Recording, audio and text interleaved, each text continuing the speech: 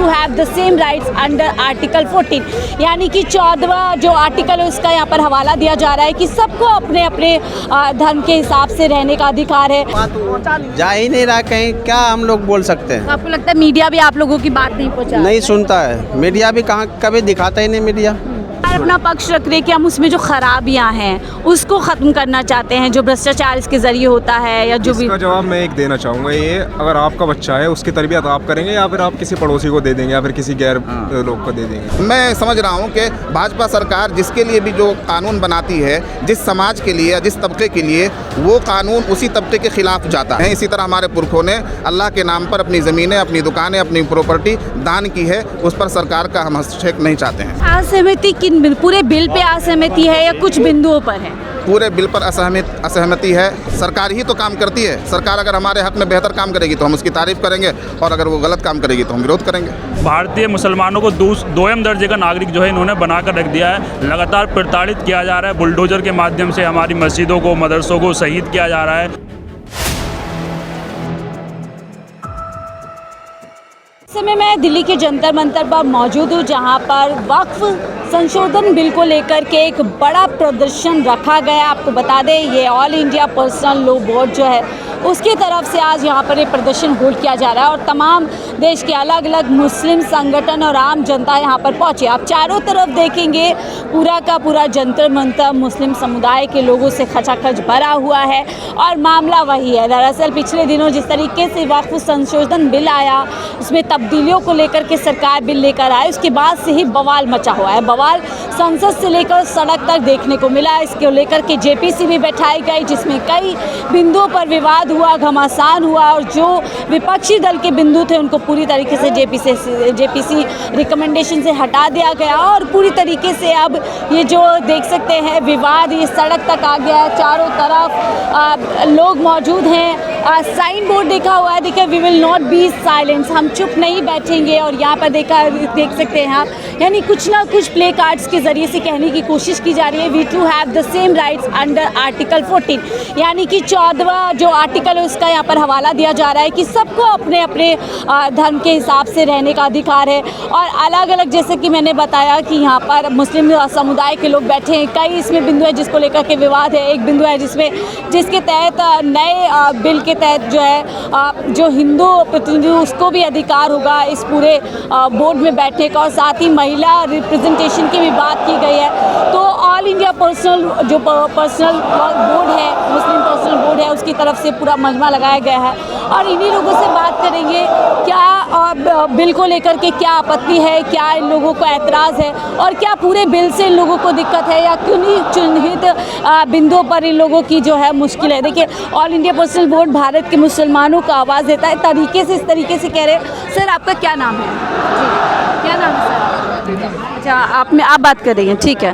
तो एक यहाँ पर जो है नुमाइंदा बनाया गया है, पूरा एक संगठन है, अगर कोई है, एक ग्रुप है, तो उनकी तरफ से एक ही लोग बात कर रहे हैं। उस तरफ देखिए जो मेन मंच लगाया गया है जहाँ से बात रखी गई है और ख़ास बात यह है कि महिलाएं भी इस पूरे प्रदर्शन में पहुँची हुई हैं। सवाल यही है कि इसके खिलाफ क्यों आज लोग पूरा उतरे हैं। सर, क्या नाम है आपका? आफ्ताब अजहर सिद्दीकी, मैं मजलिस अहरार इस्लाम बिहार का जनरल सेक्रेटरी हूँ। उत्तराखंड के साथियों के साथ आया हूँ। आफ्ताब जी, आज ये ऐतराज़ क्यों जताया जा रहा है, किस लिए आप प्रदर्शन किया? ये जैसे वक्फ अमेंडमेंट बिल जो पेश किया गया था पार्लियामेंट में, ये उसके ख़िलाफ़ धरना है। तमाम इंसाफ पसंद लोग यहाँ हैं और तमाम मुसलमान, दूसरे धर्म के लोग, हमारे सिख भाई, हमारे दलित भाई, वो सब यहाँ आए हुए हैं। वक्फ अमेंडमेंट बिल के ख़िलाफ़ हैं हम लोग। जैसा कि सरकार ने पहले भी बहुत से कानून बनाए और बिल पेश किए पार्लियामेंट के अंदर, जैसा कि इन्होंने किसान बिल पेश किया था और पास किया था कि ये किसानों के हक़ में है, लेकिन किसानों ने कहा भाई ये हमारे हक़ में नहीं है। उन्होंने एक लंबा आंदोलन किया और सरकार को बिल वापस लेना पड़ा, कानून वापस लेना पड़ा। तो मैं समझ रहा हूँ कि भाजपा सरकार जिसके लिए भी जो कानून बनाती है, जिस समाज के लिए या जिस तबके के लिए, वो कानून उसी तबके के ख़िलाफ़ जाता है।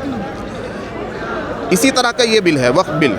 ये कह रहे हैं कि हम मुस्लिम समाज के उत्थान के लिए, मुसलमानों के लिए और वक्फ के तहफ़्फ़ुज़ के लिए ये कानून बना रहे हैं। ये बिल्कुल गलत बात है। जब मुस्लिम समुदाय सहमत नहीं है, हमारे रहनुमा सहमत नहीं है आपसे, हमारे धर्मगुरु सहमत नहीं है, मुस्लिम पर्सनल लॉ बोर्ड सहमत नहीं है, जमीयतुल उलमा हिंद सहमत नहीं है, मजलिस अहरार सहमत नहीं है, तो क्यों आप इस तरह का कानून बना रहे हैं? असहमति किन पूरे बिल पे असहमति है या कुछ बिंदुओं पर है? पूरे बिल पर असहमति है, क्योंकि पहले से जो ये कानून बना हुआ है वक्फ बोर्ड का, ऐसा तो नहीं है कि बिना कानून के वक्फ बोर्ड चल रहा जी। है। आप ही की सरकार की निगरानी में वक्फ बोर्ड चल रहा है। ऐसा तो नहीं है कि हम खुलेआम वक्फ बोर्ड का इस्तेमाल कर रहे हैं। कानून के तहत वक्फ बोर्ड का इस्तेमाल हो रहा है और वक्फ पर पहले से जो कवानीन बने हुए हैं वो काफ़ी है। ये पूरा ही बिल रिजेक्ट होना चाहिए। आज आपके प्रोटेस्ट पर भी सवाल उठाए जा रहे हैं कि आप लोग इसके ज़रिए से सरकार को पूरी तरीके से टारगेट करना चाहते हैं, जबकि सरकार कहीं ना कहीं इस पर काम कर रही है। नहीं, कोई भी सरकार हो, सरकार अगर हमारे अधिकार का हनन करेगी और हमारे हुकूक की पामाली करेगी तो हम सरकार के खिलाफ लड़ेंगे। ये किसी समाज या किसी समुदाय के खिलाफ तो है नहीं। हम किससे मुतालबा करेंगे? सरकार ही तो काम करती है। सरकार अगर हमारे हक में बेहतर काम करेगी तो हम उसकी तारीफ़ करेंगे, और अगर वो गलत काम करेगी तो हम विरोध करेंगे। तो क्या सर इस बिल में जो बिंदु जिनको लेकर के आए, हमने देखा विपक्षी दल भी इस बिंदु पूरे बिल को लेकर के काफ़ी नाराज़ सदन के अंदर नजर आया। कैसे आप देखते हैं जेपीसी से तमाम उन बिंदुओं को हटा दिया गया जो विपक्ष? तमाम बिंदुओं को नहीं हटाया गया, ये गलत बात है। जो जेपीसी में विपक्ष ने रखे थे। जेपीसी में विपक्ष ने जितनी बातें रखी थी उन बातों को इग्नोर किया गया है, उन बातों पर अमल नहीं किया गया है। इसीलिए तो हम धरना दे रहे हैं। ये जेपीसी में अगर बात हमारी मान ली जाती तो फिर बात ही क्या थी?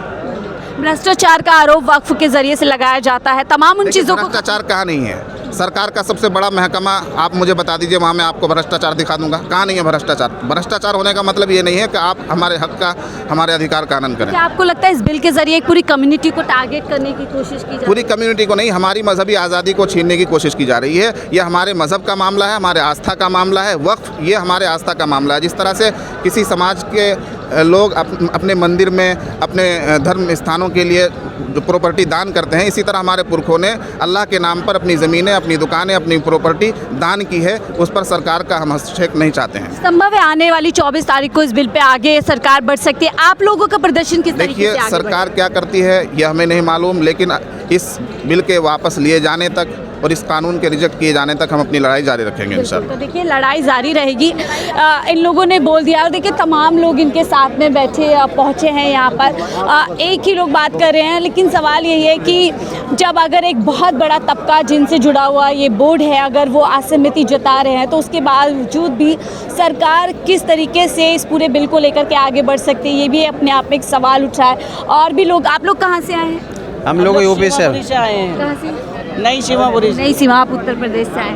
क्यों आज आप लोग इस बिल के खिलाफ यहाँ पहुँचे हैं? ये गलत है मैडम। कैसे गलत है, थोड़ा बताइए कौन से बिंदु पर आपत्ति है? कब्रिस्तान हुआ, मदरसे हुए, इनके ऊपर हमारे आगे वाले मना करते हैं, इसलिए जो हम लोग नहीं बात कर सकते ना जी।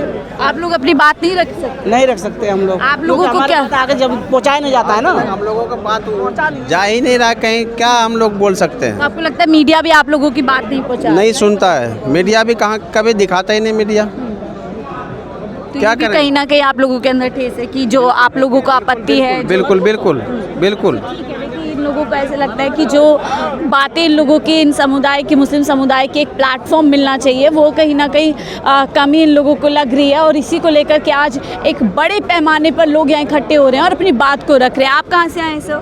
नहीं है दिल्ली। यहीं दिल्ली से। इनसे पूछो ही बाहर के। तो ये बहुत सारे लोग हैं जो बात नहीं करेंगे, पर हम कोशिश कर रहे हैं कि बात करने की कोशिश कर सके कि उनके क्या बिंदु हैं, वो क्या कुछ सोचे। सर आप कहाँ से आए हैं आज? तो देखिए ये पूरी तरीके से एक असहमति यहाँ पर नज़र आएगी। लोग बात नहीं करेंगे, हम कोशिश कर रहे हैं। पीछे पूरी तरीके से मंच लगा हुआ है और यही हम आप लोग कहाँ से? सहारनपुर से आए हैं। तो छोटी सी, हम कोई गलत बात नहीं कर रहे हैं। क्या आपको क्या लगता है क्यों इसका जो है विरोध करना ज़रूरी है? मैडम, जिसकी जिम्मेदारी हम खुद ले सकते हैं, जब अब हमारे अंदर सलाहियत है ना, तो हम दूसरे से क्यों दिलवाएं इसकी जिम्मेदारी? और सरकार को हमारी मदद करनी चाहिए, हमारा मुआविन बनना चाहिए इसके अंदर। अगर कोई इसके अंदर गड़बड़ी कर रहा है तो हमारा मुआविन बने सरकार, ना कि खुद अपने हाथ में ले। आपको लगता है बोर्ड को सही बेहतर में मुस्लिम समुदाय के लोग ही समझते हैं, किसी और को उसमें बिल्कुल, दखल हाँ नहीं देनी बिल्कुल, चाहिए? मुस्लिम समुदाय इसे अच्छी तरह समझ सकता है। आपको क्या लगता है इस बिल को कंट्रोल करके क्या एक कम्युनिटी को कंट्रोल करना चाहती है सरकार? नहीं, लग तो ऐसा ही रहा है, क्योंकि वक्फ अल्लाह की ज़मीन है जी। और अल्लाह की ज़मीन की ज़िम्मेदारी मुसलमानों की ज़िम्मेदारी है, जी। किसी और की ज़िम्मेदारी नहीं है ये।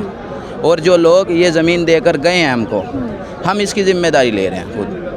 वो हमें हमारे ऊपर सरकार अपना पक्ष रख रही है कि हम उसमें जो खराबियां हैं उसको ख़त्म करना चाहते हैं, जो भ्रष्टाचार इसके ज़रिए होता है या जो भी। इसका जवाब मैं एक देना चाहूँगा, ये अगर आपका बच्चा है उसकी तरबियत आप करेंगे या फिर आप किसी पड़ोसी को दे देंगे या फिर किसी गैर लोग को दे देंगे। बिल्कुल। तो इसका यही समझिए कि वो हमारा मसला है, हम अपने आप देख लेंगे, इसमें सरकार को इंटरवीन करने की कोई ज़रूरत नहीं है। आप चाहते हैं अगर कोई इम्प्रूवमेंट भी करना चाहती है गवर्नमेंट तो उन्हीं लोगों से करवाएं। नहीं, इम्प्रूवमेंट के सजेशंस दीजिए, हमें अपने हाथ में क्यों ले रहे हैं आप? हाँ, सजेशंस के लिए हम हमेशा तैयार हैं कि आप हमें बताएं कि क्या किस तरीके से क्या करना है। लेकिन आप अगर डायरेक्टली इंटरवीन करेंगे तो इसमें क्या है कि हमारे एसेट्स के मतलब उनके अंडर में, उनके कंट्रोल में आने का बहुत डर है, तो इस वजह से। बिल्कुल। तो देखिए वक्फ से छेड़छाड़ संविधान से, क्या आपको लगता है अगर वक्फ को छेड़ा जाएगा तो संविधान के खिलाफ ये बात हो जाएगी? दो आर्टिकल सीधे आर्टिकल 21 का वायलेंस हो रहा है और ये हमारा अधिकार है, हमारा संवैधानिक अधिकार है। वक्फ की संपत्ति है, किसी की संपत्ति नहीं है। ये हमारे बाप दादाओं ने मस्जिद के लिए, मदरसे के लिए, यतीम खानों के लिए संपत्ति वक्फ की है। उस पर सिर्फ मुसलमानों का हक है, उस पर कोई किसी का अधिकार नहीं है। वो अल्लाह के लिए दान कर दिए, तो उसमें कोई अन्य व्यक्ति या अन्य धर्म के लोग कैसे आ सकते हैं? जब आप किसी भी कितने बड़े बड़े हिंदू धर्म के मंदिर हैं उनके ट्रस्ट में कोई मुस्लिम नहीं आ सकता, कोई अन्य धर्म के लोग नहीं आ सकते, फिर मुस्लिम धर्म के जो के लिए वक्फ बोर्ड बना हुआ है उसमें अन्य धर्म के लोग किस प्रकार आ सकते हैं? ये कहाँ तक उचित है?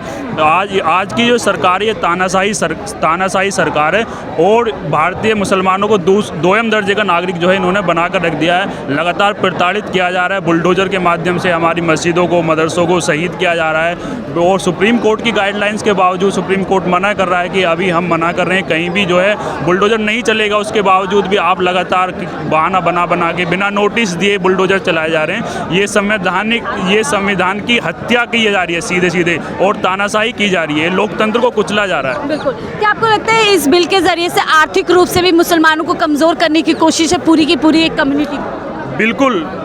ये मैं ये कहता हूँ कि सिर्फ मुसलमानों की बात नहीं है, अन्य जो अल्पसंख्यक समुदाय हैं, आदिवासी हैं, दलित हैं, सबको जो है प्रताड़ित किया जा रहा है। ये तो एक शुरुआत है, सिर्फ मुस्लिमों को जो है नाम लिया जा रहा है, लेकिन बैकडोर से आरक्षण विरोधी ये कार्य कर रहे हैं। लगातार जो है बैकलॉग से जो है नौकरियों को भरा जा रहा है। आज देश में बेरोजगारी का क्या आलम है, उन इशू पर आप ध्यान दीजिए। बेरोजगारी कहाँ पर है और शिक्षा का क्या हाल है, इन चीज़ों पर जो मेन इशूज़ हैं उनको छोड़कर जो है नए इशूज़ जो है भारत में उठाए जा रहे हैं और उनको लेकर जो है भड़काया जा रहा है। ये ऐसा पेश किया जा रहा है कि ये बिल जो है एक धर्म के खिलाफ है और एक धर्म के विपरीत है, लेकिन ऐसा नहीं है। हमारी लड़ाई सरकार से, हमारी लड़ाई किसी धर्म से नहीं है, हमारी लड़ाई सीधे सरकार से है। और हम इस बिल में कोई भी संशोधन इस बिल में कोई भी वो नहीं चाहते हैं, इस बदलाव नहीं चाहते, मतलब इस बिल को टोटली रिजेक्ट करते हैं। ये बिल्कुल संविधान की हत्या है। बहुत ही अच्छे से इन्होंने अपनी बातचीत रखी है कि किस तरीके से इनकी लड़ाई किसी कम्युनिटी के खिलाफ नहीं है, किसी धर्म के खिलाफ नहीं जा रहे। सिंपल सी एक बात है कि ये वक्फ